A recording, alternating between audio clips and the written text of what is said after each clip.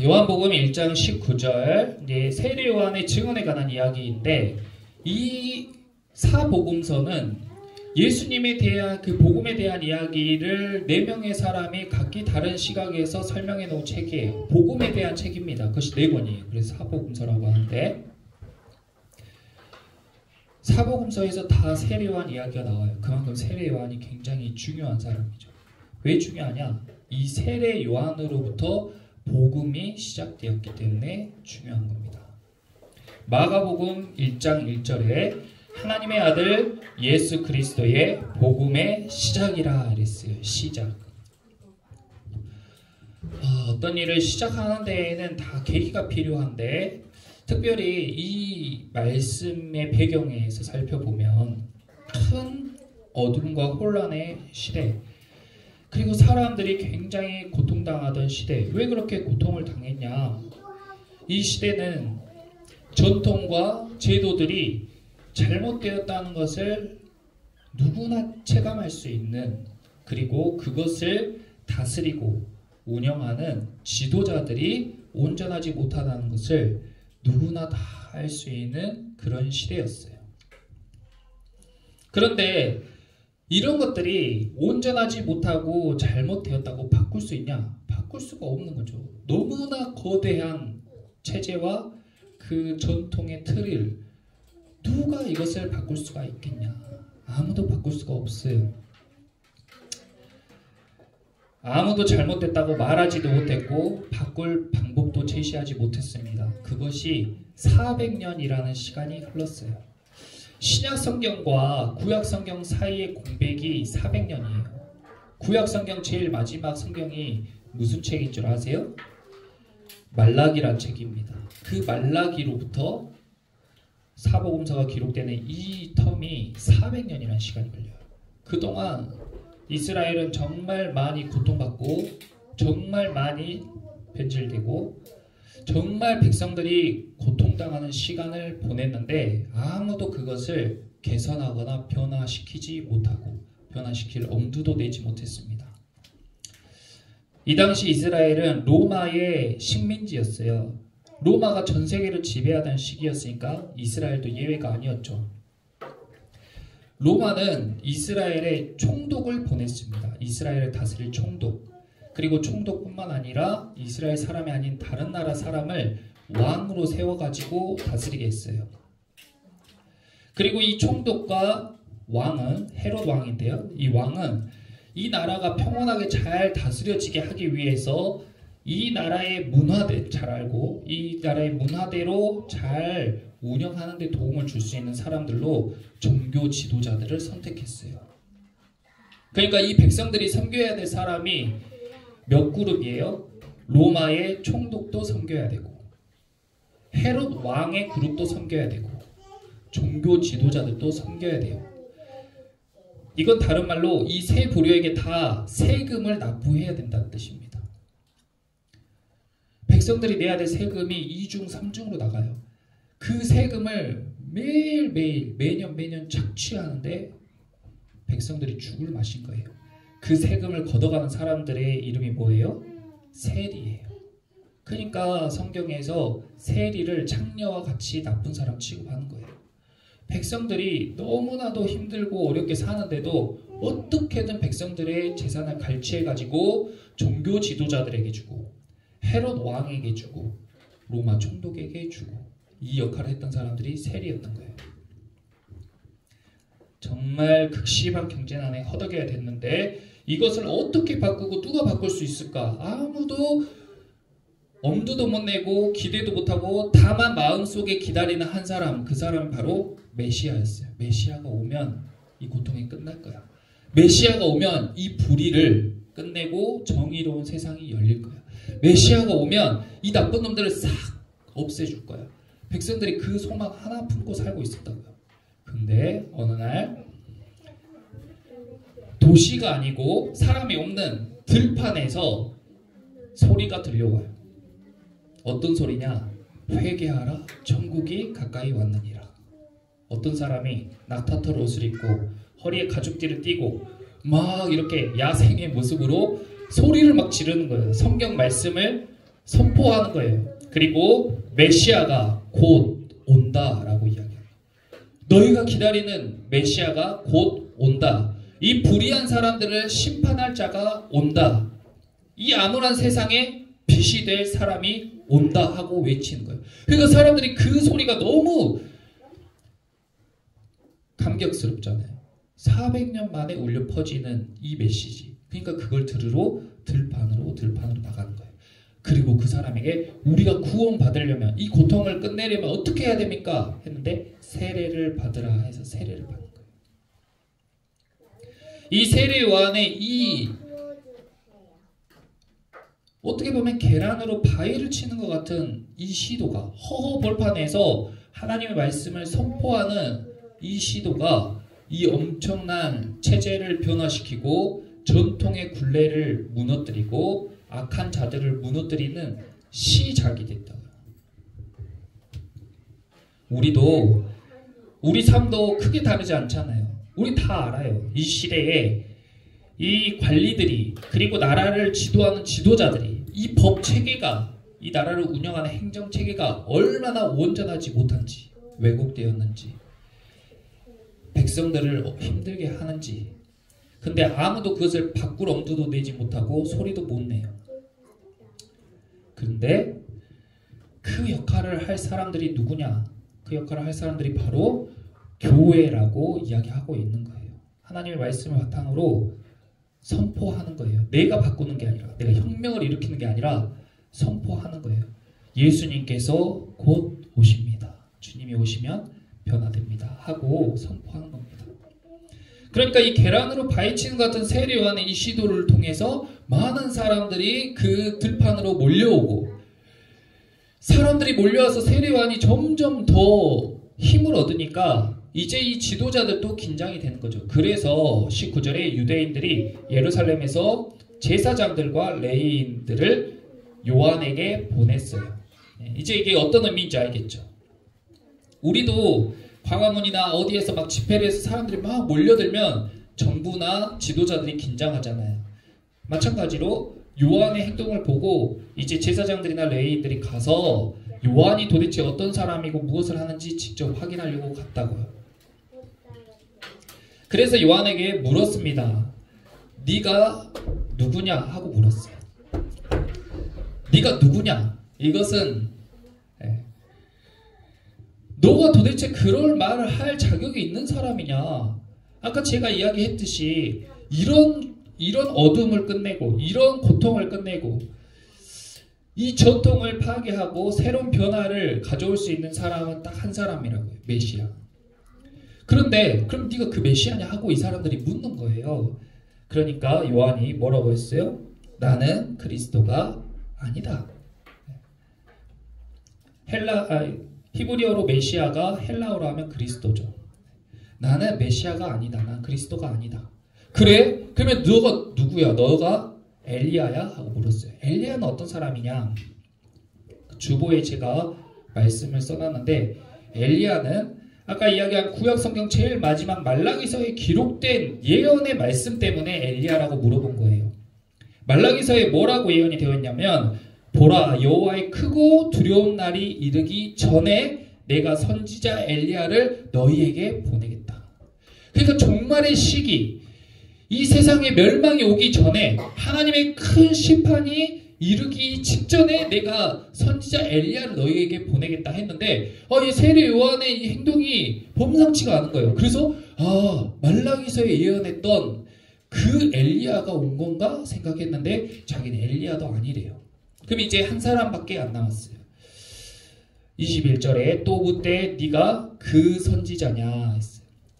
그냥 선지자가 아니고 그 선지자예요. 어떤 선지자를 지칭하는 말이에요. 이 선지자는 신명기 18장 15절에 나오는 선지자인데, 내 하나님 여호와께서 너희 가운데에 네 형제 중에서 너를 위하여 나와 같은 선지자 하나를 일으키시리니 너희는 그의 말을 들을지니라 했어요. 이 말을 한 사람이 누구냐면 모세예요. 모세. 이스라엘 사람들이 아주 아브라함 다음으로 엄청나게 위대한 선지자로 생각하는 모세와 같은 선지자를 다시 한번 보내주겠다고. 모세가 어떤 사람입니까? 이스라엘 백성들이 애굽에서 종살이 하는데 그 종살이를 끝내고 광야로 출애굽시켰던 선지자가 모세예요. 그러니까 이스라엘 백성들이 이 고통 중에 자기들의 고통을 끝내고 자기들을 구원해줄 선지자, 모세와 같은 선지자를 보내줄 거라는 이 말씀을 마음에 계속 품고 있었는데 혹시 세례 요한이 그 선지자인가 하고 물은 거예요. 그런데 이들의 기대와 달리 세례 요한이 자기는 그 선지자도 아니라 하고 단호하게 이야기합니다. 그러면 도대체 너가 누구길래 우리한테 이런 이야기를 하냐? 너가 어떤 권리로 우리에게 이런 얘기를 하냐? 그런데 세례 요한이 여기서 아주 멋지게 답변을 합니다. 23절에 우리 같이 한번 읽어보겠습니다. 이르되 나는 선지자 이사야의 말과 같이 주의 길을 곧게 하라고 광야에서 외치는 자의 소리로라 하니라. 아멘. 주보에 보시면 이사야 40장 1절에서 5절 말씀을 제가 거기 써뒀는데요. 그러니까 이 사람들은 하나님의 말씀을 잘 알아야 돼요. 그래서 이야기할 때 하나님의 말씀으로 이야기해요. 말씀을 모르면 네가 엘리야냐 그 선지자냐 이런 것들 이해할 수 없어요. 그리고 세례 요한처럼 이사야서의 말씀으로 자기를 대변할 수도 없는 거예요. 이사야서는 굉장히 66장이나 있는 아주 큰 성경입니다. 그 내용에 대해서 이 세례 요한이 잘 알고 있었다는 것을 보여주고 있어요. 이사야서 40장 1절에서 5절 말씀 보면요. 너희의 하나님이 이르시되 너희는 위로하라. 내 백성을 위로하라. 이 백성들이 지금 힘들어 죽겠는데 고통 중에 죽겠는데 이 말씀을 세례 요한이 딱 컨택한 거예요. 너희는 위로하라. 너희 백성을 위로하라. 너희는 예루살렘의 마음에 닿도록 말하며 그것에게 외치라. 그 노역의 때가 끝났고 그 죄악이 사함을 받았느니라. 그의 모든 죄로 말미암아 여호와의 손에서 벌을 배나 받았느니라 할지니라 하시니라 하면서 이제 백성들에게 이렇게 위로하고 이제 너희의 노역의 때가 끝났어 하고 이야기하면서 3절에 외치는 자의 소리여 이르되 너희는 광야에서 여호와의 길을 예비하라. 사막에서 우리 하나님의 대로를 평탄하게 하라. 이렇게 이야기했어요. 골짜기마다 도두어지며 산마다 언덕마다 낮아지며 고르지 아니한 것이 평탄하게 되며 험한 곳이 평지가 될 것이요 여호와의 영광이 나타나고 모든 육체가 그것을 함께 보리라. 이는 여호와의 입이 말씀하셨느니라. 세례 요한은 예수님이 오실 때에 왕의 대로를 평탄하게 하는 사명을 받은 사람이에요. 본인이 그걸 알았어요. 우리는 우리 삶의 목적이 무엇인지 잘 모르고 살아가는 사람이 너무 많아요. 하나님께서 나를 창조하셨는지 그리고 하나님이 나를 왜 창조하셨는지 나는 어떻게 살아야 되는지 모르고 그냥 태어났으니까 살아가고 그냥 부모님의 자녀로 태어났으니까 부모님께 효도하고 그냥 결혼해서 결혼한 사람들을 위해서 평생을 쭉 이렇게 살아간다고요. 근데 말씀을 읽고 말씀을 듣고 깨달은 사람들은 뭘 알게 되냐면 삶의 목적을 알게 됩니다. 세례 요한은 자신의 부르심, 사명, 삶의 목적을 이사야서에서 발견했어요. 아, 이제 하나님께서 이 백성들을 위로하고 이 백성들의 노역의 때가 끝났다고 말씀하시길 원하시구나. 그분이 오실 때가 되었구나. 그리고 나는 그분의 길을 예비하는 광야에 외치는 자의 소리로 하나님이 부르셨구나 하고 알게 된 거예요. 그래서 세례 요한이 하는 역할이 뭐냐? 여기에서 골짜기는 도두어지고 산마다 언덕마다 낮아지고 고르지 아니한 것이 평탄하게 된다고 했는데 이게 어떤 작업이냐면요. 이 지형이 막 비가 오면 땅이 파지고 지진 나면 산이 막 올라가고 이렇잖아요. 그럼 막 울퉁불퉁 난리가 나잖아요. 근데 그것들을 반듯하게 하는 작업을 한다는 거예요. 이게 뭐냐면 400년 동안 사람들의 마음이 고통 중에 그리고 잘못된 종교 지도자들의 메시지 가운데, 그리고 전통과 어떤 이 법의 테두리 안에서 사람들의 생각과 마음과 생활과 사상이 파지고 올라가고 울퉁불퉁 엉망진창이 되었다는 거예요. 그러니까 예수님이 와도 알아볼 수도 없고, 예수님이 와도 그 메시지가 들어갈 수가 없고, 예수님의 능력이 나타날 수가 없게 되었다는 거예요. 그러니까 만약에 세례 요한 같은 사람이 시작을 하지 않았다면 예수님이 와서 사람들에게 천국 복음을 전파하더라도 그들의 마음에 그 메시지가 들어갈 준비가 안 됐다는 거예요. 근데 세례 요한이 와서요, 뭘 했냐면 광야에서 사람들에게 회개의 복음을 선포합니다. 그리고 그들에게 물로 세례를 베푸는 이 행위가 뭐냐? 그들의 마음에 움푹 패인 곳을 채워주고 뾰족하게 돋아난 것을 깎아내고, 그렇게 그들의 생각과 마음을 준비시키는 거예요. 토양을 준비시키는 거예요. 마음의 밭을 기경하는 거예요. 다 갈아엎는 작업을 세례 요한이 먼저 한 겁니다. 그 관리들을 면전에 대고 독사의 자식들아 하고 이야기할 때에 사람들의 간담이 서늘하면서도 통쾌함을 느끼고, 저 사람이 어떻게 저렇게 신랄하게 이 관리들을 비판할 수 있는가, 목숨이 아깝지도 않은가, 그런 생각이 들 정도로 요한이 말씀을 선포하면서 그 사람들의 마음의 밭을 기경했다고요. 그리고 그 사람들의 마음이 돌짝밭, 가시밭 같은 그런 것들을 다 갈아엎어가지고 좋은 밭을 만드는 작업을 하고, 그 다음에 예수님의 말씀이 딱 선포되니까 거기에 말씀이 심겨지는 거예요. 그런 역할을 세례 요한이 한 겁니다.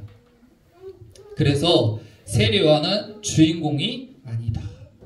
저와 여러분도 주인공이 아니다. 우리는 뭐예요? 우리는 우리 삶 가운데에 예수님이 지금 우리 삶 가운데에 개입하고 예수님 우리 삶 가운데 찾아오시길 원하시는데 준비가 안 되고 시작이 안 돼서 우리는 우리 삶 가운데 세례 요한과 같이 우리 삶의 복음의 역사가 시작될 수 있게 준비하는 자들로 부르신 줄 믿습니다. 그렇게 우리가 먼저 길을 만들잖아요. 그럼 예수님이 그 길로 쫙 오셔서 역사가 나타나는 거예요. 역사가 나타나는 거예요.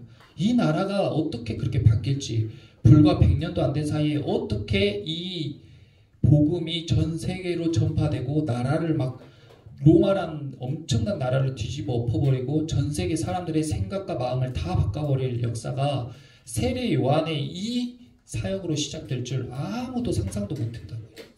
저와 여러분의 삶도요, 어떻게 어떤 일이 일어날지 아무도 상상도 못해요. 근데 시작을 안 하면 그런 일도 안 일어나는 거예요.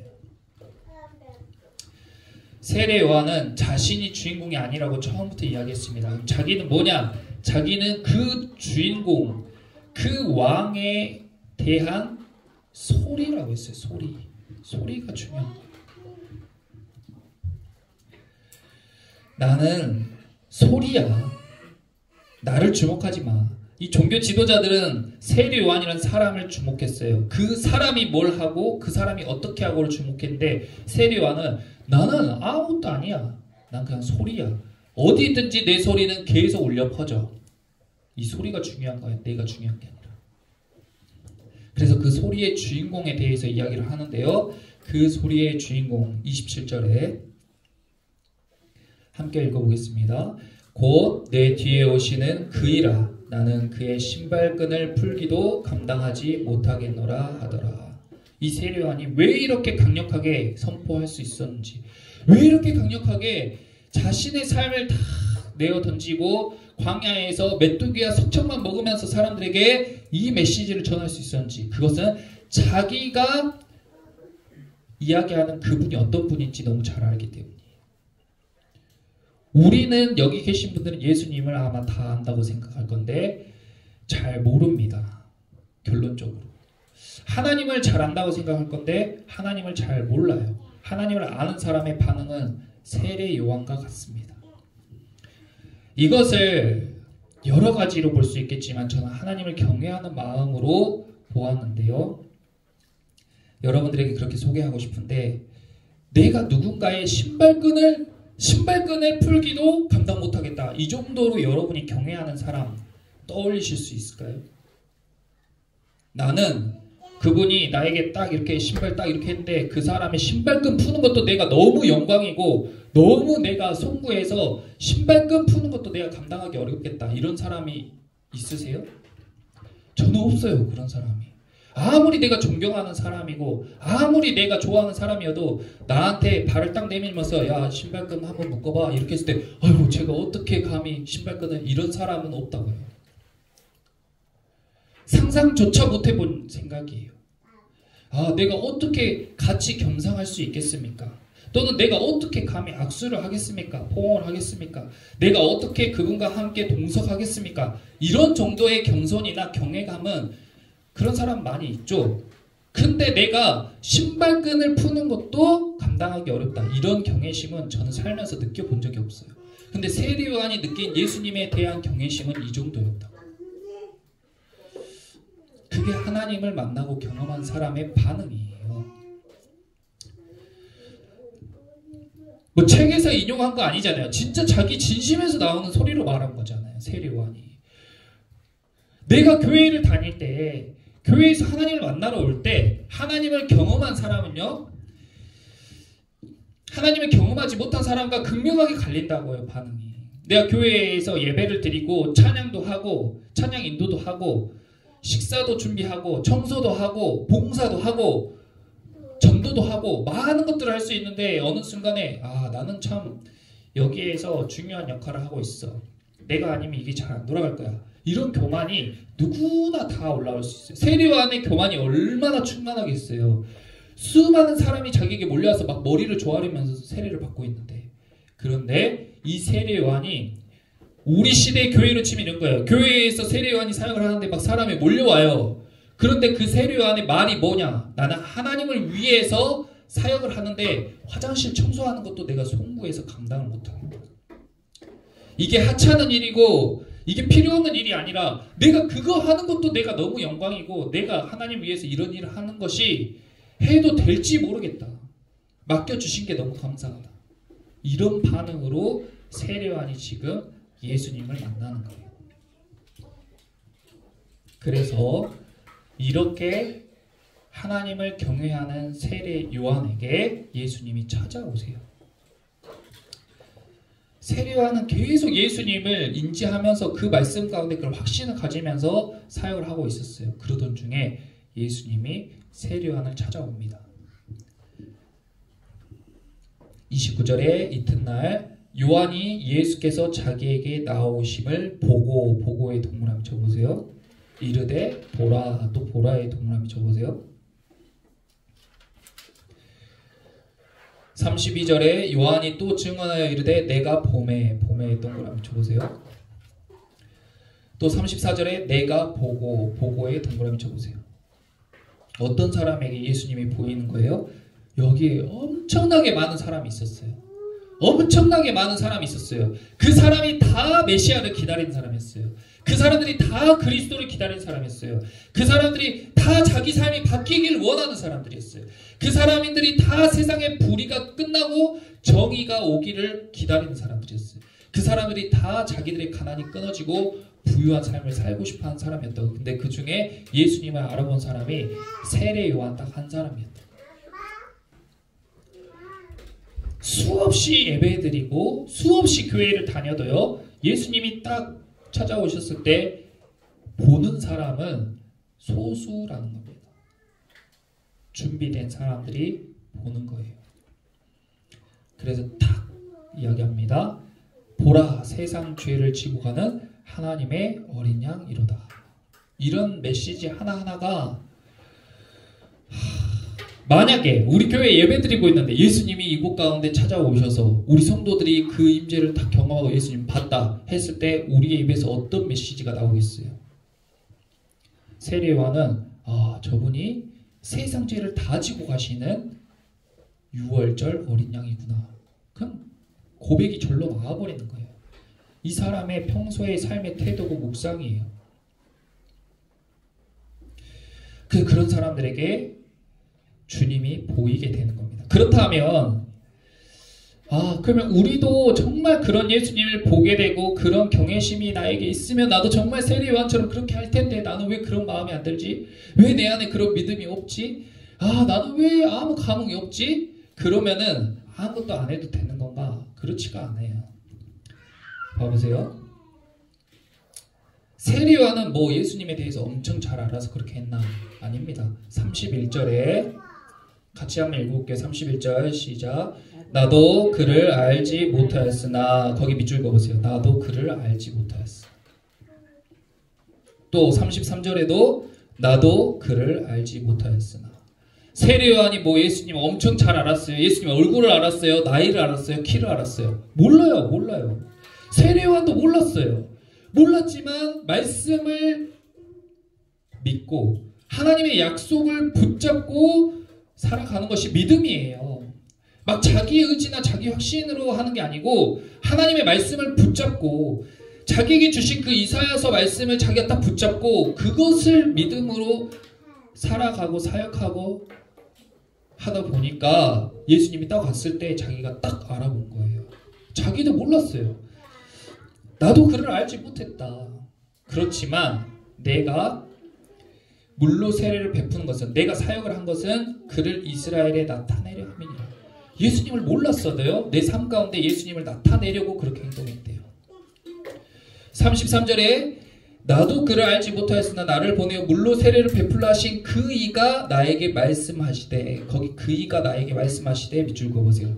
성령이 내려서 누구 위에든지 머무는 것을 보거든 그가 곧 성령으로 세례를 베푸는 이인 줄 알라. 자, 여기에서 이제 세례요한이 어떻게 이렇게 사용할 수 있었는지, 그냥 맹목적으로 한 게 아니고, 맹목적으로 절대 못하죠. 어떻게 세례요한이 그렇게 사용할 수 있었는지, 그 이가 나에게 말씀하셨대요. 그 이가 누구예요? 그 이는 바로 성령이에요. 하나님의 영. 그러니까 우리가 말씀을 들을 때 하나님의 영의 소리. 그러니까 우리 교회에서 하는 활동은 다 영적인 거예요. 눈에 보이거나 실체가 있는 것이 아니라 다 영적인 거란 말이에요. 그래서 이것을 과학적으로 설명하기 어렵지만 하나님의 말씀이 증거하고 있잖아요. 그래서 그 음성이 내 마음에 들리니까 그 음성을 따라서 내가 이렇게 세례도 베풀고 내가 이렇게 사역도 했다고요. 이사야서 말씀에 있는데 그 이의 음성이, 야, 이거 너의 말씀이야. 이거 너의 사역이야. 너의 인생에서 네가 해야 될 일이야. 하니까 그것이 자기 말씀으로 딱 마음에 박혀서 광야에 나가서 외친 자의 소리로 살기 시작했다. 그래서 그 말씀을 붙잡고 광야로 진짜 나가서 소리를 쳤더니, 아니 허허벌판에서 소리쳤는데 사람들이 몰려오네? 그런 경험을 하는 거예요. 아니 그 사람들에게 세례를 주라고 그 이가 나에게 명령을 해서 그 이의 말을 따라서 세례를 베풀다 보니, 아니 그곳에 예수님이 찾아오시네. 예수님을 만나게 된 거예요. 그분을 보게 된 거예요. 그래서 세례요한이 예수님의 뭐가 되냐? 예수님의 증인이 됩니다. 그래서 19절 위에 소제목이 세례요한의 증언이에요. 이것이 그리스도인의 삶의 모습이에요. 요한복음 맨 뒤 결론을 한번 봐보면, 요한복음 맨 뒤 결론을 우리가 먼저 한번 봐볼게요. 맨 뒤에 21장 24절 25절 요한복음의 결론이에요. 찾으셨으면 같이 한번 읽어볼게요. 이 일들을 증언하고 이 일들을 기록한 제자가 이 사람이라. 우리는 그의 증언이 참된 줄 아노라. 예수께 행하신 일이 이외에도 많으니 만일 낱낱이 기록된다면 이 세상이라도 이 기록된 책을 두기에 부족할 줄 아노라. 아멘. 요한이 이렇게 이야기한 거예요. 우리는 그의 증언이 참된 줄 아노라. 이 일들을 증언한다. 그래서 이 증언의 첫 번째 주인공이 누구예요? 세례 요한이에요. 말씀을 듣고 그 말씀대로 반응했다가 예수님을 만난 경험을 하게 된 거. 그래서 자기가 진짜 예수님을 만나서 이러이러했다 하고 증언하는 거. 1번이 세례 요한이에요. 그 다음에 나오는 2번이 누구예요? 예수님의 제자들이에요. 3번이 누구예요? 가나 혼인잔치에 참여했던 사람들이에요. 4번이 니고데모예요. 5번이 사마리아 수가성 여인이에요. 그 다음에 왕의 신하도 나와요. 그 다음에 베데스다 연못에 병든 환자도 나와요. 요한복음에 나오는 사람들이 다 이와 같이 말씀을 의지하고 예수님을 만나서 자기 삶 가운데 예수님을 만난 경험을 하게 된 것을 증언하는 증인들의 이야기. 그리고 그것이 여기 기록되지 않은 수많은 사람들의 증언도 있고 그것이 오늘날까지도 계속 이어져 오고 있는 겁니다. 저와 여러분도 이와 같은 경험을 하고 이와 같이 증인의 삶을 살게 되시기를 축원합니다. 저도 증인의 삶을 살고 있는 거예요. 그래서 요한이 이 책이 아무리 기록해도 부족하다. 왜냐하면 너무 많은 사람들이 이걸 경험하고 너무 많은 사람들이 이와 같은 삶을 살았기 때문에. 그래서 우리의 삶에도 예수님이 찾아오실 거고 세례요한과 같이 그런 경험을 하게 될 것이다. 그렇게 이야기하고 있는 겁니다. 이 미칠 정도로 멋진 복음이 여러분들 삶 가운데 실제가 되시기를 예수님의 이름으로 기도하고